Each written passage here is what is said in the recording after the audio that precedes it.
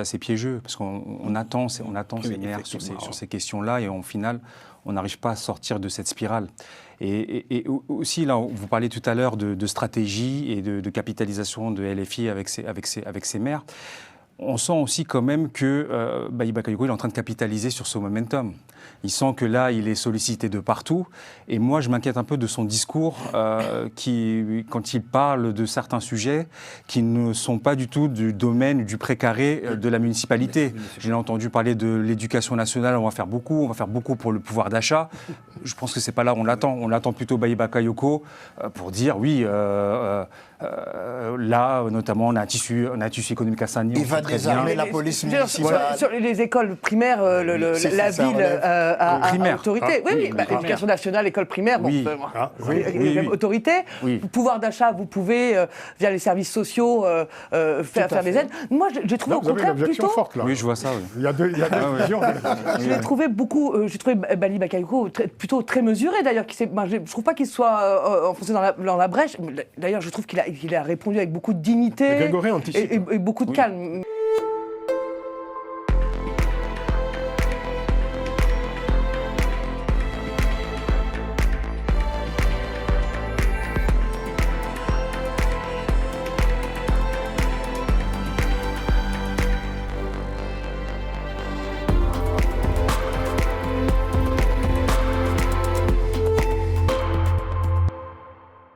En France, l'incroyable offensive raciste au lendemain des élections municipales des 15 et 22 mars dernier.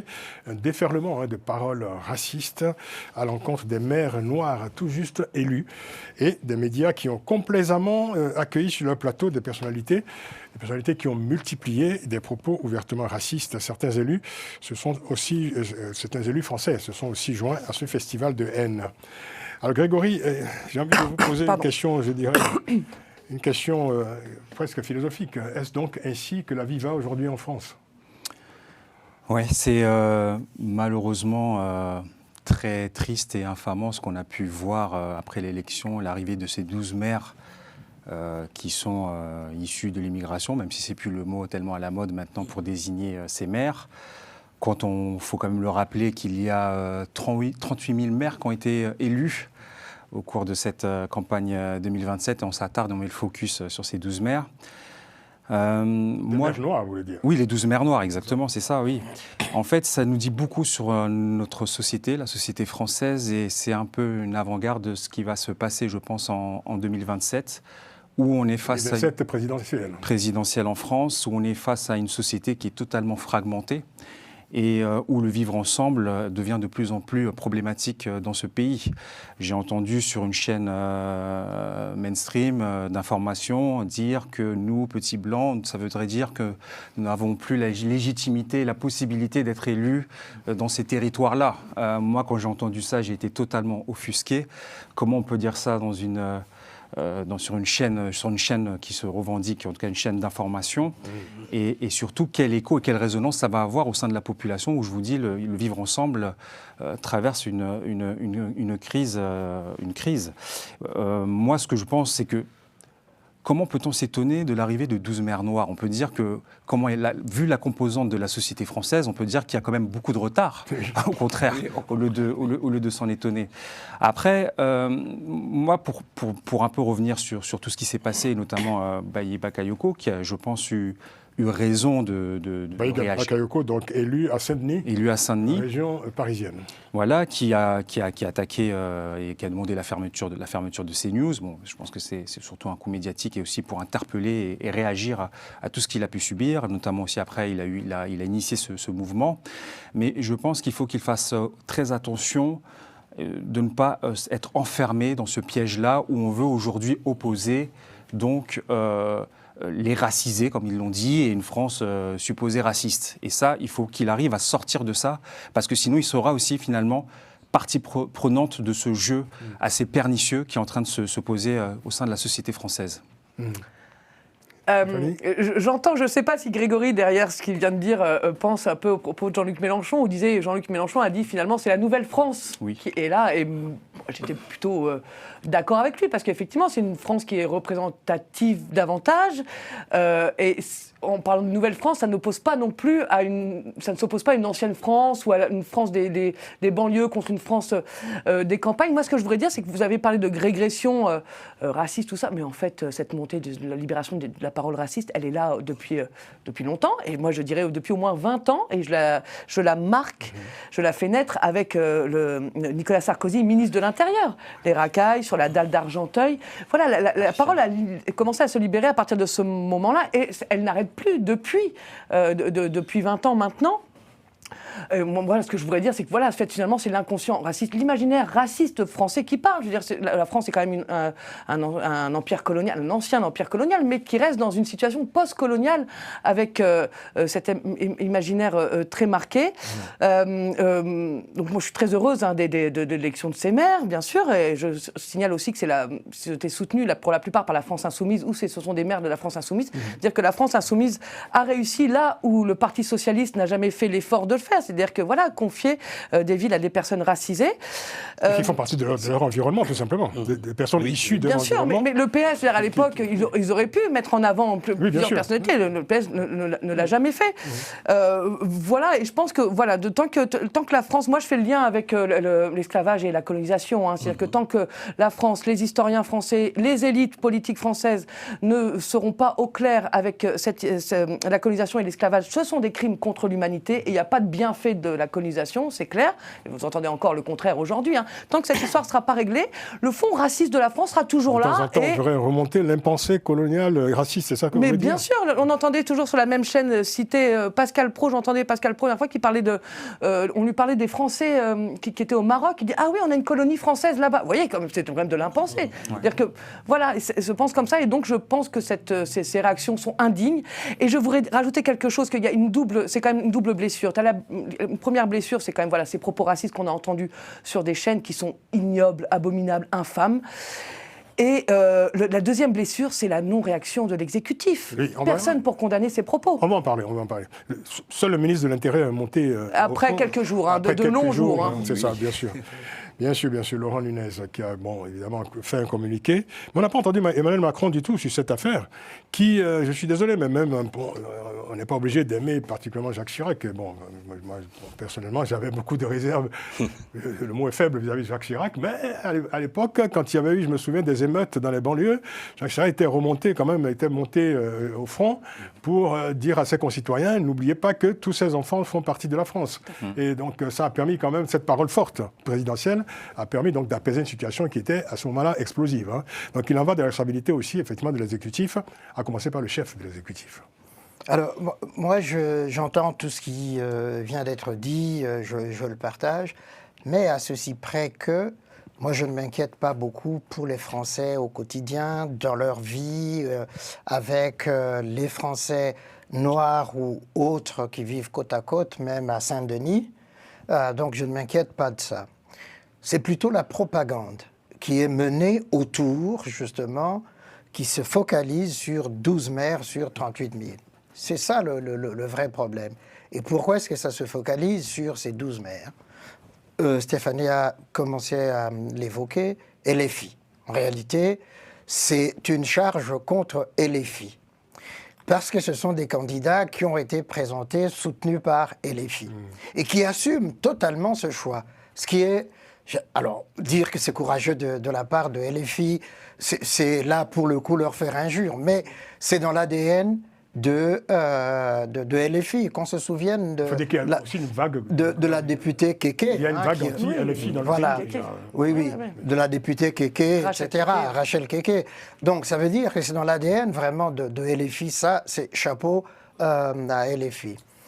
Par ailleurs, ce climat est entretenu, on l'a évoqué, certains médias, mais on sait l'offensive de Bolloré autour justement de cette idée de la France catholique et puis les autres. Voilà, et des autres. Et en même temps, qui veut tailler de croupière au reste des partis politiques pour soutenir le Front National, il faut le dire. Tout le discours qui est mené dans ces chaînes va dans ce sens-là, de promouvoir pour qu'en 2027, à l'élection présidentielle, qu'on se retrouve, soit dans cette hypothèse, Front National et de l'autre côté LFI, et par conséquent pousser justement pour que le Front National arrive au pouvoir.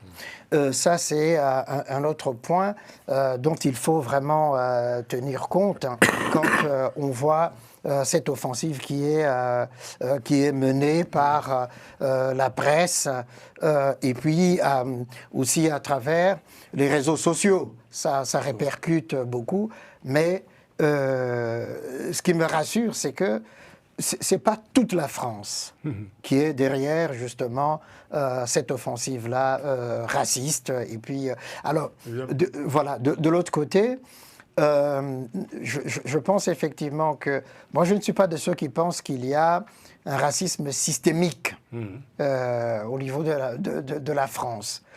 On n'est pas aux États-Unis où le président de la République, donc Trump, très clairement s'affiche avec le GOP, avec des suprémacistes blancs et tout, contre le reste de la population, contre les Noirs, contre les Latinos, contre etc. Et il assume ce discours. Et même aux États-Unis, malgré cela, on voit quand même qu'une bonne partie des États-Unis est contre ce discours-là. Et moi, ça, c'est très important. La mobilisation qu'on a vue lors de la manifestation de samedi dernier l'atteste. Je crois qu'il y aura une autre manifestation à venir. Et je pense que c'est ça qui fait la force aussi de la démocratie française. C'est-à-dire que il y a des forces sociales, des forces populaires qui, quand il faut vraiment défendre la République, savent se lever contre justement ce discours raciste qu'on entend. Ben ? Oui, c'est vrai que cette élection, ces élections municipales constituent en quelque sorte un match de gala pour la prochaine présidentielle. Ça, on le savait depuis... le match de gala, c'est une métaphore footballistique. Footballistique pour dire que, bon, voilà, on préparait des candidats... Sénégal. Pas forcément, mais on préparait... C'est l'impensé de... Bon, rassurez-vous. C'est l'impensé marocain. Ben Sepe est à Dakar, il a été sur l'île de Gorée, ça se passe bien. Donc, on voyait qu'on préparait le terrain pour la prochaine présidentielle. Sauf qu'on oublie que ces maires qui ont été élus ne sont pas des intrus. Ce sont des Français. Ils ne sont pas également des élus par effraction. Ben non, ils sont dans l'action politique depuis longtemps. Moi, je m'attendais à ce phénomène, mais depuis l'arrivée au pouvoir de Sarkozy. Sarkozy, président de la République, avec son passé historique, au moment où ses parents n'étaient pas encore français, les parents, les grands-parents de ces élus étaient déjà français. Exactement. Combien de sacrifices ont été faits pendant la Première Guerre mondiale, la Deuxième Guerre mondiale? Vous allez à Solonique, il y a les tombes qui sont là-bas. Bien sûr. Donc c'est des Français à part entière. C'est un processus qui a été sciemment, de mon point de vue, retardé. Mais depuis l'arrivée au pouvoir de Sarkozy, on devait avoir des maires noirs. Mais dites-le au parti communiste, au parti politique en général. J'ai fait l'absus. Mais sauf qu'il y a eu un phénomène également, Stéphanie l'a évoqué, à un moment donné, c'est le Parti socialiste qui avait le vent en poupe. Et les gens s'attendaient à ce que cette promotion de ces Français de couleur soit faite, et ça n'a pas été fait. Et sur au sein des Républicains aussi, l'UMP, etc. Il y a aussi mais là où... il y avait ce qu'on appelle une diversité. Exactement. Oui, mais au niveau du Parti socialiste, il y avait une adhésion forte de ces Français. Disons, il y avait un ADN, justement. Moi, je me souviens. C'était la promotion. J'ai vu comment ces populations ont soutenu, par exemple, DSK au niveau de Sarcelles et de cette zone. Le rendez-vous manqué, c'est pas tant Nicolas Sarkozy. C'est surtout quand il a nommé au gouvernement Rachida Dati, Ramayad et Fadel Amara. C'est là qu'on s'attendait finalement à une arrivée un peu plus importante de Français noirs ou d'origine maghrébine. C'est là qu'il y a eu le rendez-vous. Comme vous en parlez d'ailleurs, il y a quelques jours, Nicolas Sarkozy a fait cette déclaration qui a été commentée parce qu'elle est proprement hallucinante, en rappelant justement l'époque où il avait nommé Rachida Dati au ministère de la Justice. Il avait ajouté « Je l'ai nommée au ministère de la Justice parce qu'elle est de parents marocains et algériens. » Et sous-entendu, en fait, on l'avait nommée parce que pour ses origines et non pas pour ses compétences. Oui. Et donc on en est là aussi. C'est que vous parlez de l'impensé. Évidemment, là aussi, l'impensé remonte. Qu'un ancien président vienne dire finalement j'ai nommé quelqu'un en fonction de ses origines, là ça renvoie aussi à la question de savoir où en est aujourd'hui la société française. Oui, mais justement, ces nominations-là avec Sarkozy, moi je pense que c'était pour nous endormir. Il n'y avait pas Azouz Begag aussi? Oui, bien sûr. Moi, j'allais même dire que les Républicains... Qui a d'ailleurs quitté la politique. Exactement. L'UMP, à l'époque, finalement, a fait davantage que le Parti Socialiste. L'UMP, finalement, a fait davantage que le Parti Socialiste, malheureusement. Mais sauf que juste, moi, je pense... Le Parti Socialiste avait nommé Roger Bambuc. Oui. Bon, avant, le Parti Socialiste avait nommé aussi au ministère des Sports Kofi Nnamna. Oui, je pensais... Oui, parce que moi, Kofi Nnamna, qui du coup a été interviewé... C'était l'emblème. Oui, exactement. Le problème noir de France. Quoi. Le problème, c'est que, de mon point de vue, c'est là où la LFI a été beaucoup plus intelligente, je serais même tenté de dire beaucoup plus opportuniste, parce que ces élus, avec ou sans une affiliation d'un parti politique, allaient être élus. Et on a l'exemple type à Mantes-la-Jolie avec le jeune Adama Gaye. On ne va pas reprocher à LFI quand même de présenter la France. Non, du tout. Je dis qu'ils ont été beaucoup plus inspirés que les autres. Mais c'est des gens du terrain. C'est des gens du terrain aussi. Il n'y a pas de parachutage. Ils n'ont rien inventé, LFI. Oui, effectivement. Mais il y a un... La Nouvelle-France dont parle Mélenchon, elle existait déjà. Il ne fait que la nommer, tout simplement. Oui, non seulement ça, mais c'est aussi de sa part de la provocation. Il ne faut pas qu'on l'oublie. C'est de la politique. Exactement. On ne peut pas le reprocher, c'est la politique. Non, mais c'est de la provocation aussi. C'est de la stratégie politique. De toute façon, ça les a tous énervés. Il a dit Nouvelle-France. C'est son job. Quand même, vous n'allez pas lui reprocher d'être un homme politique. Non, mais on constate simplement, comme dit Stéphanie, ça les a énervés tous. L'homme politique travaille avec le réel. C'est juste maintenant la symbolique, par exemple, avec Bali Bakayoko, maire d'une ville de plus de 100 000 habitants, au cœur du 93, le département Seine-Saint-Denis, c'est quelque chose de très symbolique. Alors, et donc, oui, allez-y, terminez. Et donc là, on a une sorte de demi-cercle qui est là, qui va du 93, donc de Seine-Saint-Denis, en passant par les Yvelines, et qui va jusqu'à la région lyonnaise. N'oublions pas qu'aussi à Vénétie, le candidat a évincé plus de 40 ans ou bien de 50 ans de présence du Parti communiste. Et je pense que c'est un phénomène qui ne va pas s'arrêter de sitôt. Tout à l'heure, je vous entendais dire, Grégory, qu'au fond, ce que vous souhaitez, en tout cas, ce que vous préconisez, c'est que le maire, Bayi Bagayoko, qui a été une des cibles principales de cette charge raciste, se détache finalement de ce tourbillon et se mette au travail, tout simplement. C'est ce que vous disiez. Oui, c'est ça, parce que c'est assez piégeux, parce qu'on attend ces maires sur ces questions-là, et au final, on n'arrive pas à sortir de cette spirale. Et aussi, là, vous parliez tout à l'heure de stratégie et de capitalisation de LFI avec ses maires. On sent aussi quand même que Bayi Bakayoko est en train de capitaliser sur ce momentum. Il sent que là, il est sollicité de partout. Et moi, je m'inquiète un peu de son discours quand il parle de certains sujets qui ne sont pas du tout du domaine du précaré de la municipalité. J'ai entendu parler de l'éducation nationale, on va faire beaucoup pour le pouvoir d'achat. Je pense que c'est pas là où on l'attend. On l'attend plutôt Bayi Bakayoko pour dire oui, là, notamment, on a un tissu économique à Sagny. Il va désarmer la police municipale. Sur les écoles primaires, la ville a autorité. Oui, l'éducation nationale, école primaire, même autorité. Pouvoir d'achat, vous pouvez, via les services sociaux, faire des aides. Moi, j'ai trouvé au contraire plutôt... Forte, là. Oui, je vois ça. Oui. Il y a deux visions. Je l'ai trouvé j'ai trouvé Bayi Bakayoko plutôt très mesuré, d'ailleurs. Je ne trouve pas qu'il soit enfoncé dans la brèche.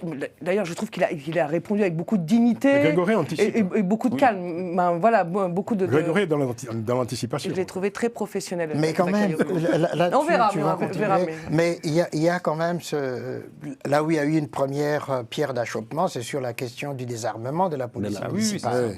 Surtout comme une ville comme Saint-Denis. On sait qu'il y a de grands problèmes et c'est vrai, envoyer ce premier indicateur, je ne pense pas que ça soit une solution par rapport aux problématiques locales.